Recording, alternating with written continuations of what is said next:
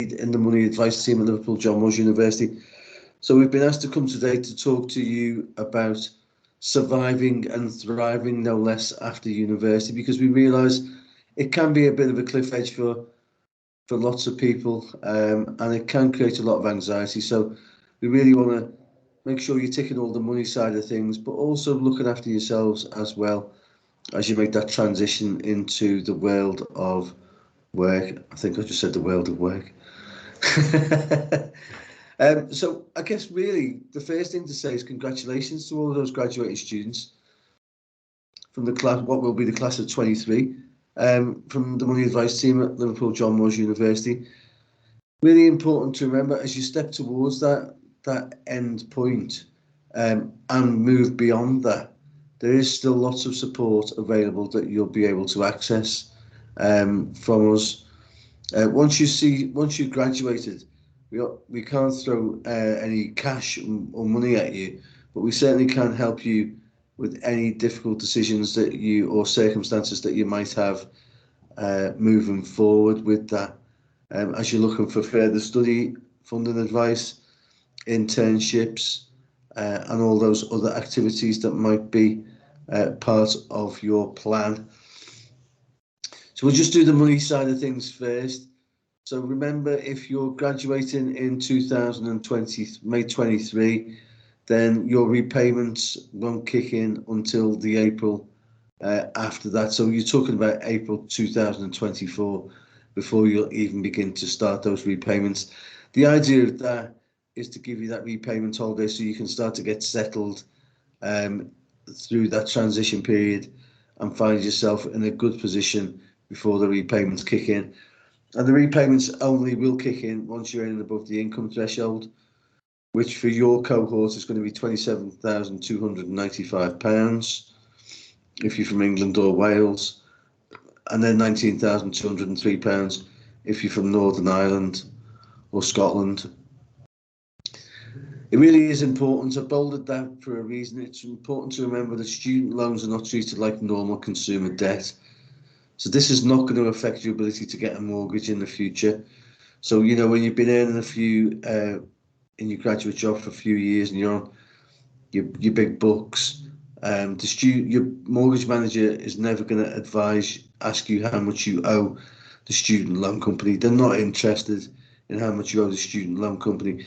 In fact, you'll probably find they'll be desperately trying to get your business because they know over your lifetime you're going to earn more than a non-graduate. So don't worry too much about the student loans. With the interest rate as it accrues post-graduation, that debt is going to cycle upwards. But however high it gets, please do remember that it's not an issue. It's linked to how much you earn, not to how much you've borrowed. So the repayments will be the same whether you've borrowed £2,000 or £200,000. As your income moves above and below the income threshold, the repayments stop and start because of that link to how much you earn. So nothing for you to worry about. If you do leave the country for whatever reason, you decide you're going to go and live in Australia, then just important to notify your funding body that you are intending to move. Even if it is just temporary, then they will find some other way for you to make those payments if, like we say, you're above that income threshold. If you do have any concerns about the loan, the capital loan debt, then please do come into the Student Life building Monday to Friday 10 to 4, and we can have a conversation with you about that psychology of debt and anything else that might be bothering you. We also operate a drop-in Monday to Thursday down at Avril Robarts. That's 10 o'clock till 4 o'clock as well, just Monday to Thursday though. Your journey with us might not necessarily end after this point, this graduation point. It could be that you start considering postgraduate study. Now, we have got a postgraduate open even this evening. Hopefully we'll see some of you there. Just to give you a historical back note, there never used to be any funding available for postgraduate study. It used to be the individual choosing to do that study and then having to find the money to pay for their course costs, tuition fees essentially, and also living costs. Now all of the developed nations have different funding packages available to help students make that move into postgraduate study. With so many students graduating, postgraduate studies become the next currency. So having that postgraduate qualification can make a great difference in terms of stepping up the scales quicker in your career pathway. Not always necessary, but it is a great option to have and to know about.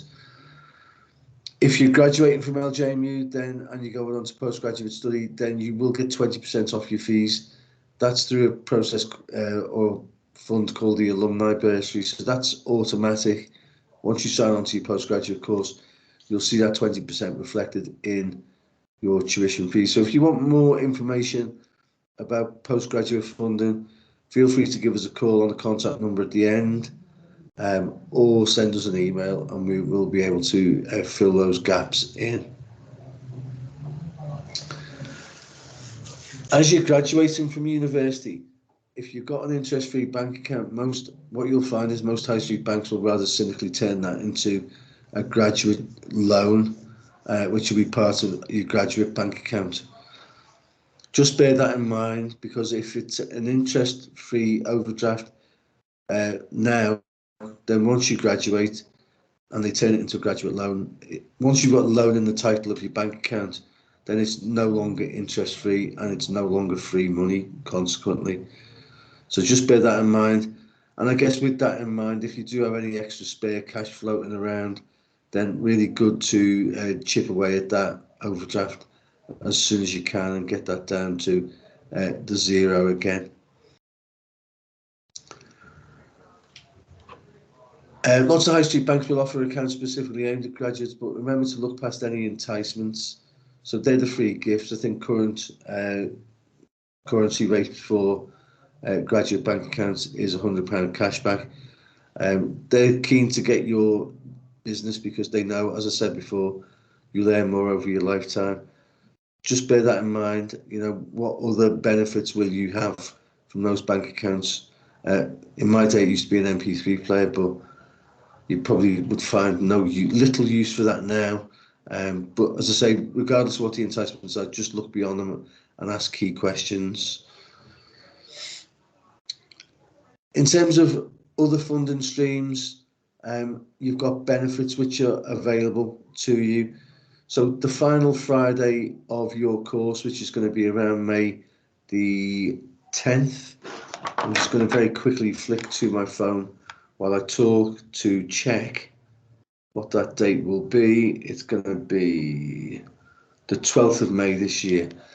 So from the Monday after the 12th, you will be eligible to claim benefits now. So that's going to be the 15th of May.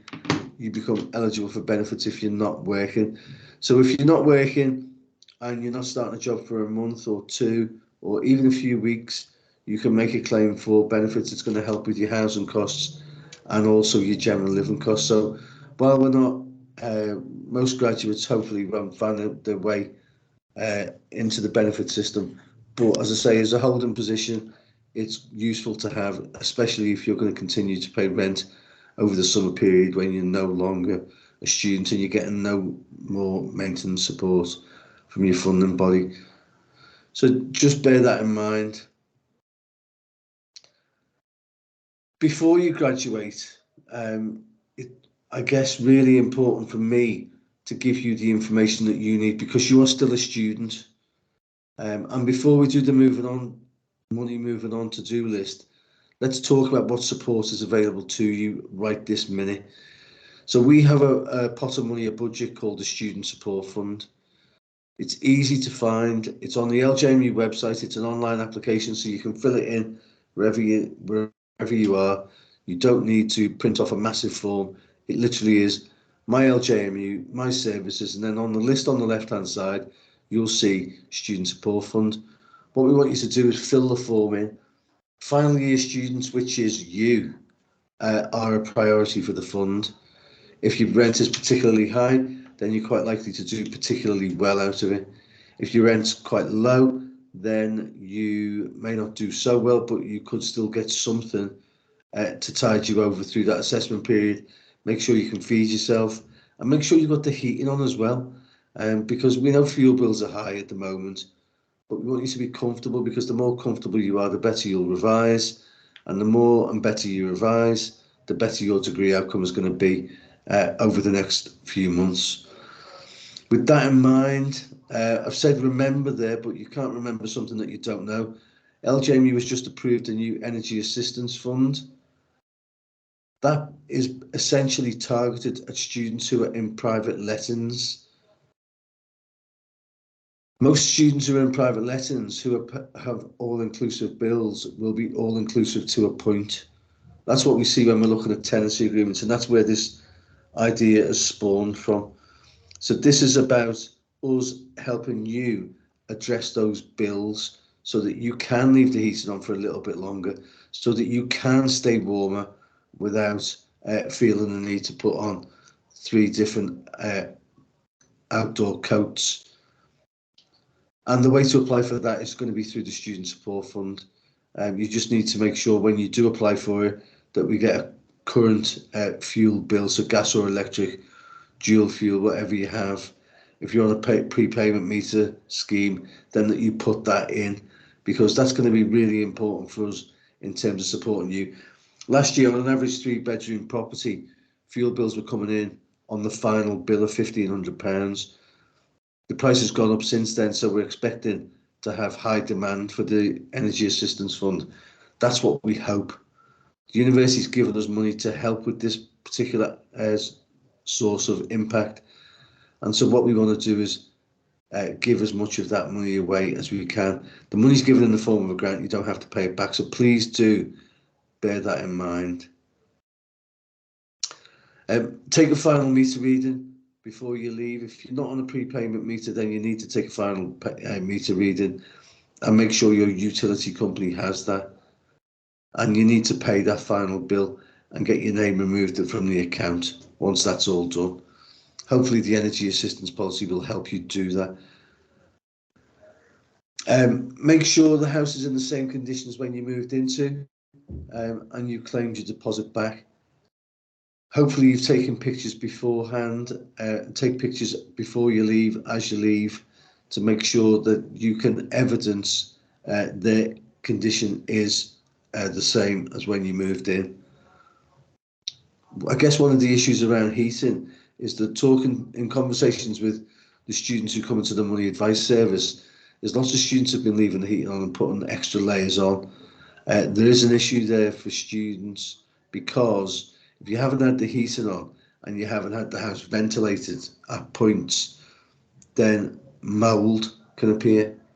If your landlord has to do a job, pay for someone to come in to remove the mould, then that's potentially £250 or whatever your deposit is lost.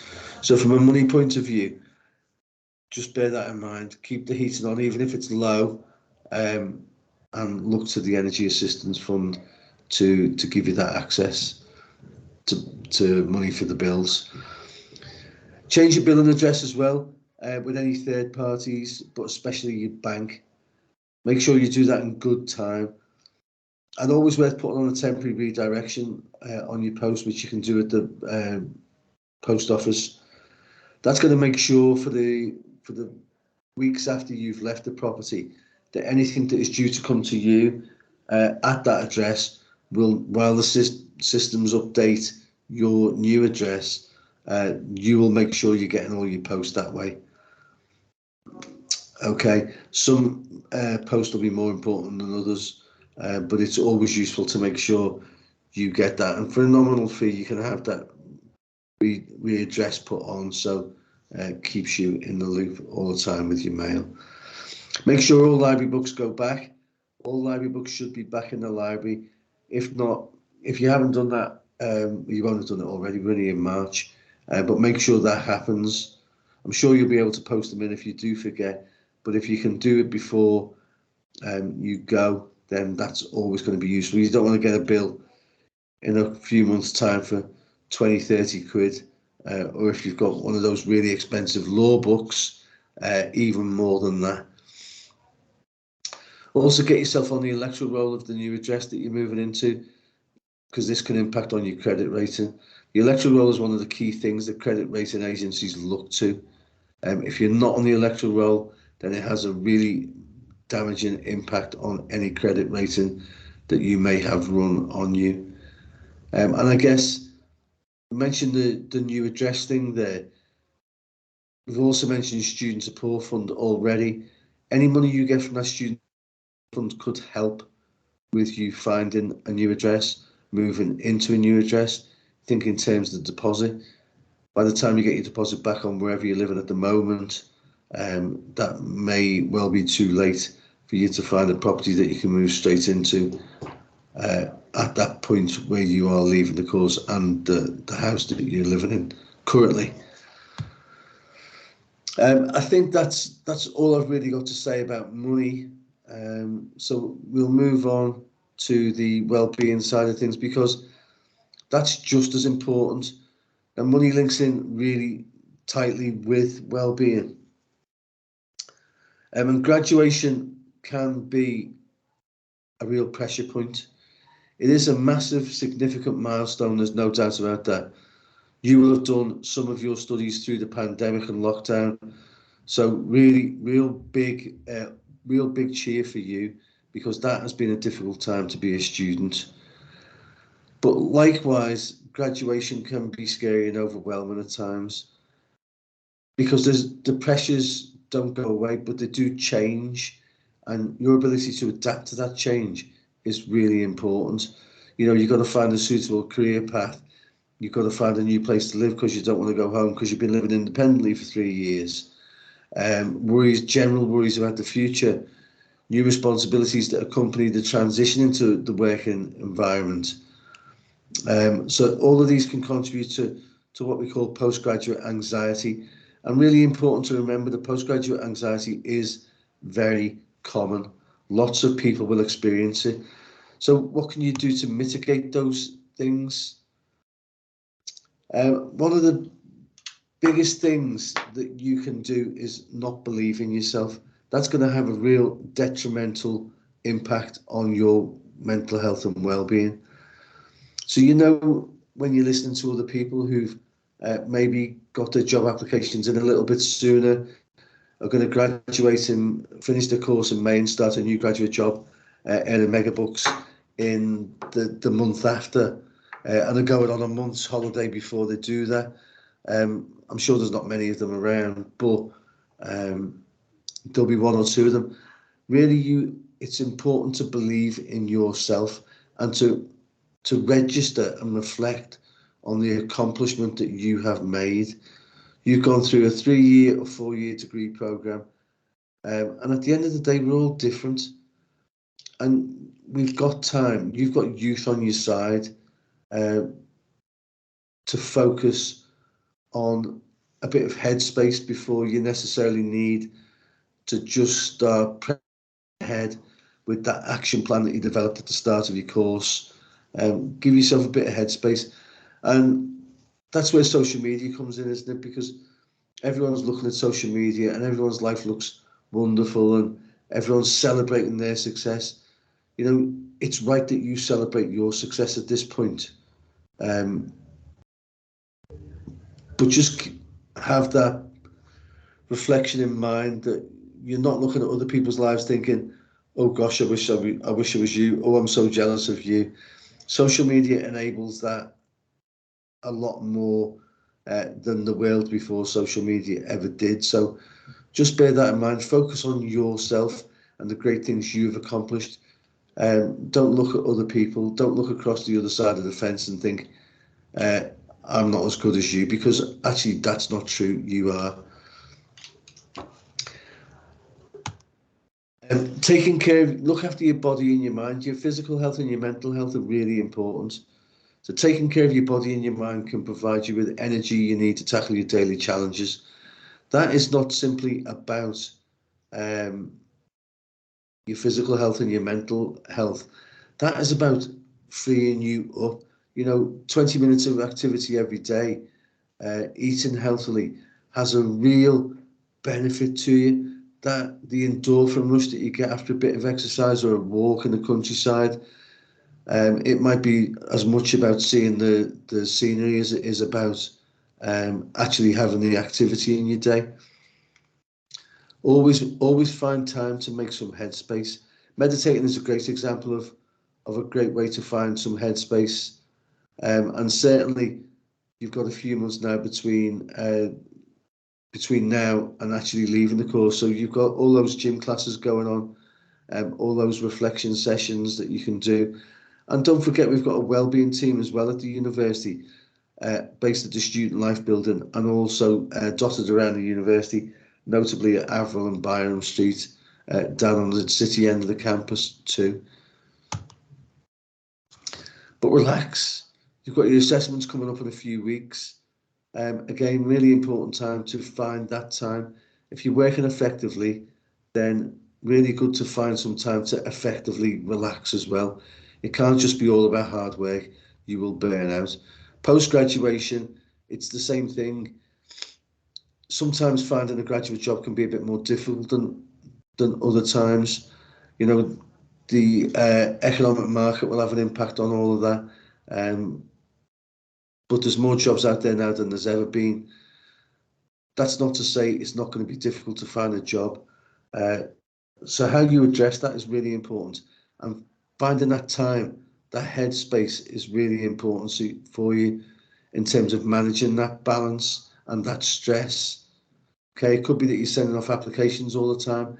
If you're not getting out and doing something to take you away from that activity, meeting your friends, going out for lunch, getting involved in sports, reading, walking the dog, drawing, gardening, just something that gets you out and breaks you away from those other activities that are focused on your career action plan, will be really beneficial for you, not just in the short and medium term, but also in the long term. It's good to get those activities built into your life. That's really the most I've got to say for now. Happy to talk to you if you've got any questions. Happy for you to throw them across now. You can put them in the chat and we'll work through them. If you want to turn your cameras on, then we can do that. Unmute yourself by all means and let's have a conversation. If you're watching this as a recording and you'd like more information about postgraduate study or anything else that's in the presentation, then by all means give us a call. We're more than happy to help you out. And the telephone number is right there. 0151 231 3153 is the main number. For any of those wellbeing concerns that you might have, student wellbeing at ljmu.ac.uk is the email address, and 0151 231 3664 is the contact number for that. And I guess we have got assessments coming up shortly. The wellbeing team will be doing lots of different activities and events and sessions around supporting you through those, that pressing point. So by all means get in touch with them. Have a look on the website for SOAR activities and you'll see all that there. Hopefully that's been of some use to you, and hopefully we'll look forward to speaking to you soon. Thank you.